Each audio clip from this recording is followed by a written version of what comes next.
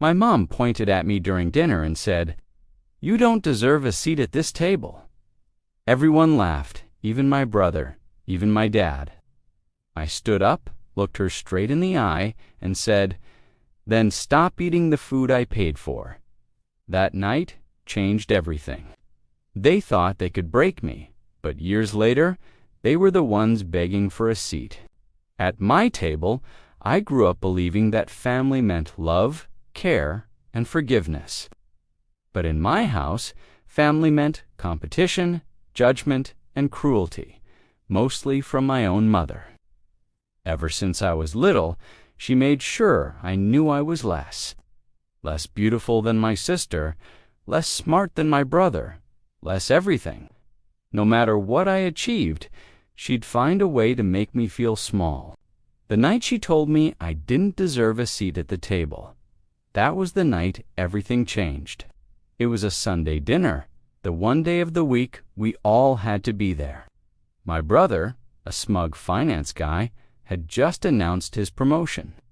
My sister, the perfect child, talked about her upcoming engagement. And me, I'd just lost my job at a small marketing firm that was downsizing. I tried to smile, even laugh along. Then my mother looked at me and said, "So what are you contributing these days, besides sitting around?" Everyone chuckled. I swallowed my pride. "Actually, I've been freelancing, trying to build my own clients," she snorted. "Freelancing? That's what unemployed people call doing nothing." My father laughed. My brother smirked. My sister whispered, "Mom, stop," but she didn't mean it. And then, the final blow, I tried to take a seat at the dinner table.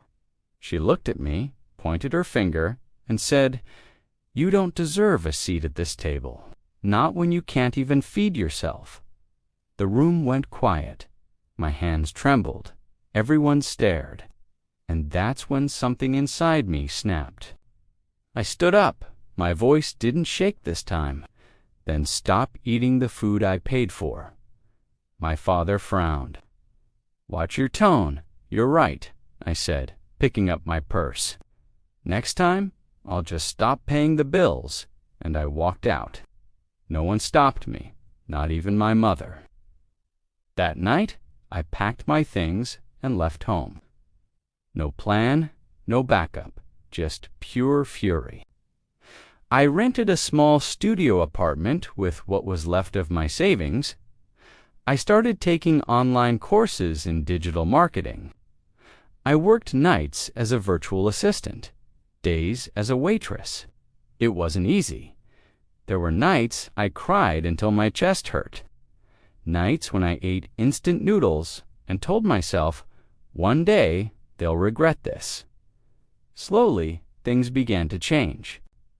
I landed my first big freelance client, a small clothing boutique that wanted social media growth.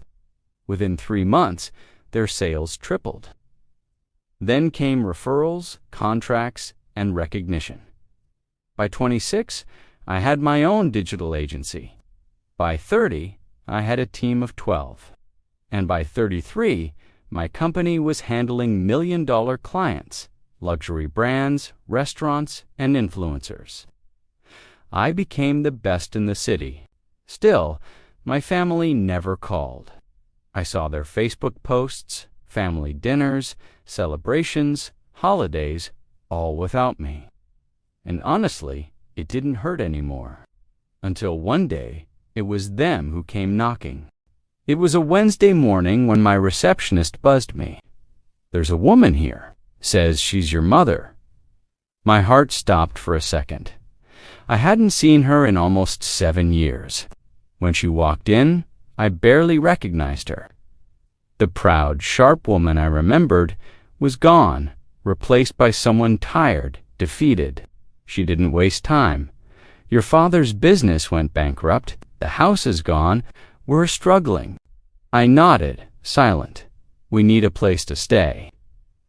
Just for a while I looked at her.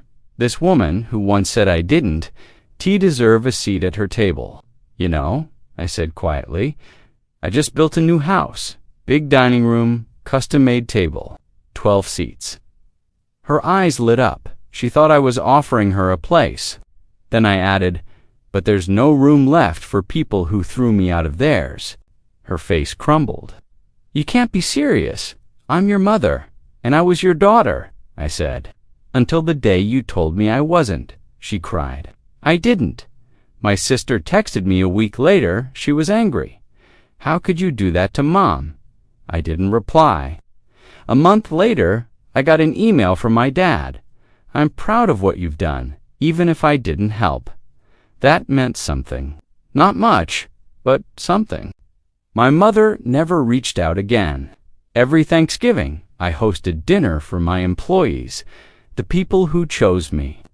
We sit around a long wooden table, candles lit, laughter filling the room. Sometimes I think back to that night when I was told I didn't deserve a seat, and I realize now I never needed their table. I built my own, and this time everyone sitting around it earned their place through loyalty, kindness, and love. So no, I didn't destroy my family. I just left the table and made a better one.